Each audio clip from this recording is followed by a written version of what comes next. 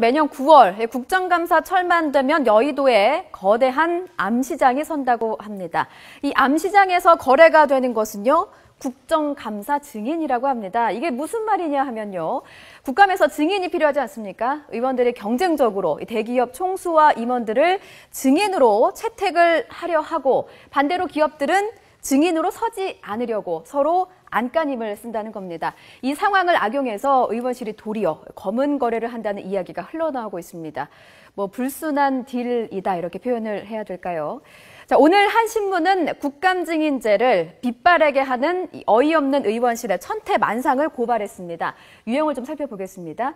증인 신청을 해놓고는 빼주는 조건으로 역제안을 한다는 것인데요. 부당 이익금으로 재단을 만들라고 하거나 또 자신의 지역구에 있는 기업을 잘 봐달라 이렇게 말을 하게 된답니다. 아니면 나의 지역구에 투자를 하라거나 심지어는 노골적으로 성접대를 요구했다는 이야기까지 흘러나왔다고 합니다.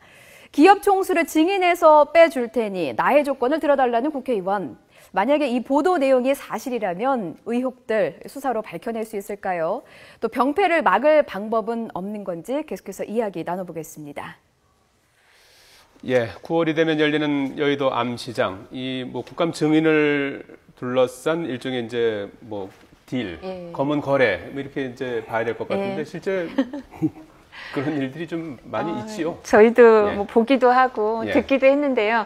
근데 저 같은 경우에는 이제 새누리당 의원이었으니까 야당 의원들 사례를 기업들이 와서 억울하다고 이제 하소연을 하면서 얘기를 하거나 이러니까 제가 들은 경험이 그래서 그런 거지 새누리당은 전혀 없고 야당만 그러겠죠. 야당만 그렇다는 건 아닌데 예를 들면 본인 지역구에 투자를 좀 해달라. 그래서 편의시설 같은 거 있지 않습니까? 공원 같은 거 이런 위락시설을 좀 만들어 달라. 근데 그래서 증인 신청을 해놓고 오너 가족, 그러니까 특히 총수죠. 재벌 총수를 증인 신청을 해놓으면 그 기업에서 대기업에서 대관 업무를 맡고 있는 사람의 가장 큰 임무는 국정감사장에 우리 회장님이 안 나가시게 하는 거거든요. 그럼 이제 의원실에 찾아와서 이걸 빼달라 이러는 경우에 지역구에 무슨 시설을 좀 더 해달라 내지는 이렇게 선거 이제 얼마 안 남았으니까 양로원이나 어떤 그런 데다가 고아원이나 이런 데다 TV, 컴퓨터, 인터넷 설치를 해달라 이런 거는 저도 얘기를 듣기도 하고요. 사람들한테 기업 사람들한테 듣기도 했는데 좀 전에 성접대 얘기를 하시는데 언론 보도에 의하면 보좌진이 그렇게 성접대를 요구했다는데 저는 아직 그 성접대 관련해서 얘기를 직접 들은 적은 없습니다. 그래서 국회의원들이나 보좌진들도 그렇게까지는 안 가지 않을까. 향응을 식사를 제공받고 이런 경우는 있을지 몰라도요. 근데 이런 국정감사 증인이 이제 시즌이죠. 지금 아마 계속 지금 이 시기에도 대관 업무 담당자들과 의원실 관계자들이 만나고 있을 수도 있을 겁니다. 그러니까 이 9월 대 국정감사를 말이죠. 뭐라고 하냐면 한간에서는 이제 국회 대목이라고 그래요. 국회의원들 대목이라고. 그러니까 그동안에 알게 모르게 여러 가지 좀 무리한 그런 요구도 많았을 거고 그 문제를 제기할 때도 무리하게 일부 제기를 해가지고 또 상대방으로 겁을 주는 그런 경우도 있었고 그런데 얼마 전에 또 정치개혁특위 다시 재구성했다면서요. 그런데 정치개혁특위가 바로 뭐 하는 겁니까?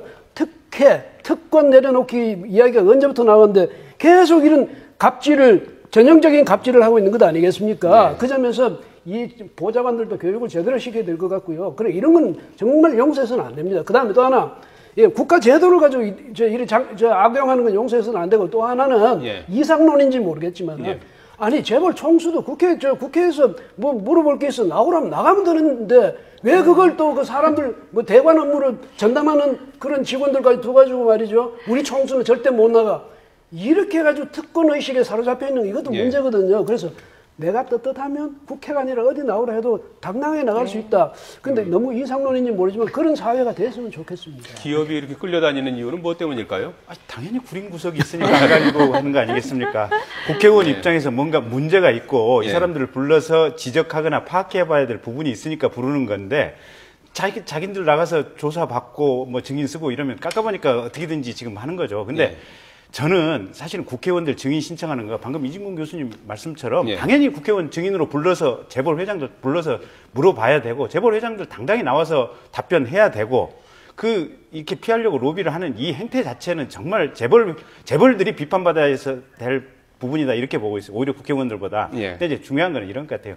작년에도 보면 불렀다가 워낙 많이 불러서 시간이 쫓겨서 그냥 돌아가고 이러지 않습니까? 근데 국회 상임위원회 한 20명씩 이렇게 몽땅 같이 물어보잖아요. 근데 소위로 구성해서 한 3명, 4명 이렇게 해서 쪼개서 이렇게 물어보면 그분들 그냥 안 돌아가고 다 충실하게 신문할 수 있잖아요, 보면. 그리고 심도 깊은 질문을 할 수 있고. 그래서 국회에서 국정감사를 할 때 조금 좀 제도 개선을 해야 될 필요성이 있지 않나. 오히려 그 점에 초점을 두고 싶어요. 그리고 제가 하나 말씀드릴 게 뭐냐면, 백기종 팀장. 이래놓고 이거 보다가, 물어볼 거 없네. 이게 도대체. 수박 겉달 끼시고 하는 말씀이죠. 근데 저희가 국정감사를 해보면 저도 이제 국회의원으로 있는 동안 매해마다 피감기관이 늘어나거든요. 그러니까 항상 그걸 본회의에서 피감기관 숫자를 의결을 하는데요. 올해보다 내년에 늘고 내년보다 그 후내년에 숫자 계속 늘어나니까 지금 말씀하신 것처럼 충실한 국감이 이루어지기가 어렵고요. 그리고 증인 신청의 숫자, 증인 숫자도 매년 기록을 경신하고 있거든요. 그러니까 이런 부분 때문에 이제 국회의원들이 일정 부분 비난을 받는 것 같은데 제가 느낀 게 외국에 가니까 어떤 걸 느꼈냐면 유라시아 대륙 끝에서 끝이죠. 포르투갈에서 러시아까지 이렇게 뭐 국회 부의장이라든가 장관 이런 사람들이 우리나라 초선 의원인데 저 같은 사람을 만나서 부탁을 합니다. 삼성에서 공장 짓게 해달라. 저희 그런 거 못한다 그러면 LG에서 투자하게 해달라. 그래서 이 사람들이 왜 저한테 이런 부탁을 자꾸 하나 싶었더니 저희가 이런 기사가 나오면 재벌 총수들 불러서 호통치고 면박 주기 하고 그리고 이거 피하려고 로펌 계약하고 뭐 이런 얘기를 들으면 외국 사람들은 한국은 정치인이 기업의 영향을 아직 크게 행사하는구나. 특히 막 삼성, 현대, LG 이런 데도 크게 행사를 하니까 국회의원한테 부탁을 하면 투자를 하게 해주나 보다. 이렇게 생각하고 저희한테 자꾸 부탁을 하더라고요. 그래서 제가 뭐 다른 사람은 어떤지 몰라도 저는 힘이 없어서 못 해준다고 얘기했었는데. 현직에 계실 때 이렇게 뭐 증인과 관련해서 민원도 많이 받아보셨을 거 아닙니까? 네, 저희 뭐 이렇게. 어떤 경우에는 정말 진짜 빼주기 싫습니까? 저희가 정말 잘못한 게 있는 부분, 특히 이제 뭐 이렇게 정리해고 같은 걸 지나치게 했다거나 근로자들 문제에 있어서 좀 지나친 사람들은 그리고 불법 행위 같은 게 명백해서 꼭 물어봐야 되는 이런 사람들은 빼주기가 싫죠. 그리고 빼주기가 싫은데 지금 좀 안 좋은 행태가 뭐가 있냐면요. 이렇게 사실 꼭 총수가 안 와도 되는 거, 무슨 자동차 산업협의회 회장이 오면 되지 정몽구 회장이 와서 답변할 필요가 없는데도 정몽구 회장을 부르는 경우에 이럴 때는 어떻게 하냐면 여야가 이거 나중에 이거 정몽구 회장 빼주는 걸 조건으로 하고 그 중간에 뭐 야당이든 여당이든 신청한 사람이 현대하고 얘기를 좀 하겠다. 이렇게 시간을 끄는 경우도 있거든요. 근데 이런 사례는 좀 없어졌으면 합니다. 예.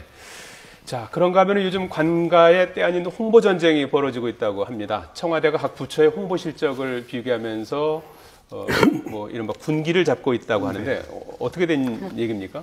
그러니까 이제 기관 평가를 하는데 작년까지만 해도 기관 평가의 홍보 점수가 5점밖에 아니었다 그래요. 100점 만점에서. 근데 올해 갑자기 20점으로 확 뛰었다 그럽니다. 근데 이제 그 홍보 실적 중에 하나가 장관이나 장차관이 이 언론의 기고를 얼마만큼 많이 하느냐, 또 TV 출연해서 정책 홍보를 얼마만큼 많이 하느냐, 또 온라인에다가 부서의 정책이라든지 어떤 실적에 대해서 얼마만큼 얘기를 해주느냐, 이게 상당히 지금 반영이 된다는 것 같고요. 특히 그 문고리 3인방으로 지목됐던 그 안봉근 비서관 있지 않습니까? 그분이 홍보 비서관이 된 다음에 이 각 부처의 홍보 실적을 집중적으로 챙기니까 부서에서 지금 비상이 걸려서 장관님들 TV 출연하게 해달라라는 아마 부탁이 여기저기. 아마 YTN에 제일 부탁을 많이 하실 텐데 왜냐하면 장관분들은 YTN에 나오는 걸 아주 좋아하시거든요. 그래요? 예, YTN에 아마 YTN에 나오고 싶어 하시나요? 예, 더 잘하실 텐데. 근데 사실 이 부분은 저희가 반성해야 될 게 노무현 정부 때까지는 국정 홍보처가 있었거든요. 근데 이제 이명박 전 대통령 그 시절부터 국정 홍보처를 없앴는데 그렇기 때문에 오히려 이명박 정부 때도 그랬고 지금 대통령 때도 이런 부분에 대해서 홍보가 제대로 이루어지지 않는 게 아닌가. 그래서 국민들하고 오해가 생기는 게 아닌가. 이런 반성적인 고려가 있습니다. 그래서 이 부분은 뭐 너무 수량화하고 계량화하는 거 문제가 있겠지만 국민들하고 소통을 하고 국민들한테 알릴 건 알려야 된다. 이런 문제점을 인식을 갖고 있을 필요는 있을 거고요. 그리고 국정홍보처로 부활해야 된다는 의견도 꽤 있습니다. 됩니다. 그러니까 지난번에요. 사실은 국정원 댓글 사건 터졌을 때 이게 국정 홍보한 거 아니냐라고 이제 국정원에서 변명을 했었거든요. 아니 그 국정 홍보를 왜 국정원이 하느냐, 국정 홍보처를 만들어라라고 했던 게 야당 얘기거든요. 그래서 이 방금 이두학 의원 말씀하신 대로 국정 홍보처 부활하고 아니면 문화체육관광부 내에 홍보 기능을 같은 무슨 부서를 두든지 해서 적극적으로 홍보하는 것 자체는 좋습니다. 근데 제가요, 저는 이제 노무현 정부 때까지 신문사에 있었는데 그 이제 이명박 정부 때는 정년퇴직한 이후였는데 어쨌든 그때 보면 노무현 정부 때는 정말 더 적극적이었습니다. 그러니까 중재위원회 중재 신청을 많이 하도록 하고 그렇게 해야 점수 매기고 그다음에 또 인터넷 댓글도 많이 달도록 하고 그렇게 하면서 또 그 실적 올리고 이렇게 했거든요. 그때 국정홍보처가 있었지만 국정홍보처 각 부처에다가 시달을 해요. 이렇게 하라고. 그런 경우도 있었고 한데 이게 국정 홍보를 하는 건 중요한데요. 문제는 우리가 PR을 뭐라 그러냐면 피할 건 피하고 알릴 건 알린다 그 말이거든요. 근데 그런 PR 말고 필요한 것을 참 편하게 들을 수 있는 것, 국민이 편하게 알아들을 수 있는 것,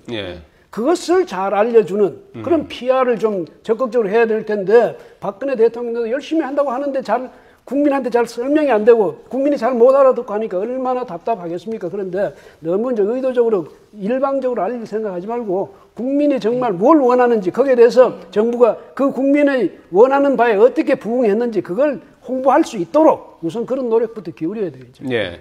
이게 이제 문체부가 이제 중심이 돼서 앞서 이제 청와대 뭐 문건이 말씀을 하셨는데 이제 공식적으로 이제 문체부에서 이제 이걸 관할을 해서 홍보 점수를 올려서 이제 비중을 해서 이제 점수를 매기는데 실제로 이걸 이제 그 결과를 반영하나요? 실제로? 장관을 이렇게 바꾸고 하는데 이제 활용을 한다는 건가요? 업무 평가할 때 이제 장관은 정무직이기 때문에 이 부분 갖고 반영을 할 수는 없을 텐데요. 그래도 일정 부분 성과에 대해서 판단은 하고 계셔야 되니까 그러니까 이 부분이 아까 말씀하신 것처럼 한 5%에다가 20%로 늘어나고 하니까요. 그리고 말씀하신 것처럼 문체부가 원래 이제 대변인 역할을 하도록 돼 있죠. 그래서 여기에서 홍보 부분을 평가는 하고 있는 걸로 들었습니다. 예. 그래서 아마 차관보 직제를 한 분을 더 늘렸다는 것 같아요. 그래서 국장도 몇 분 늘리시고 이 일만 전담하시도록 아마 그렇게 했다는 것 같습니다. 이제 일정 부분 수요가 있어서 이제 그 장관도 이렇게 좀 교체할 가능성도 있을 땐 이 부분도 반영할 수도 있겠죠. 알겠습니다.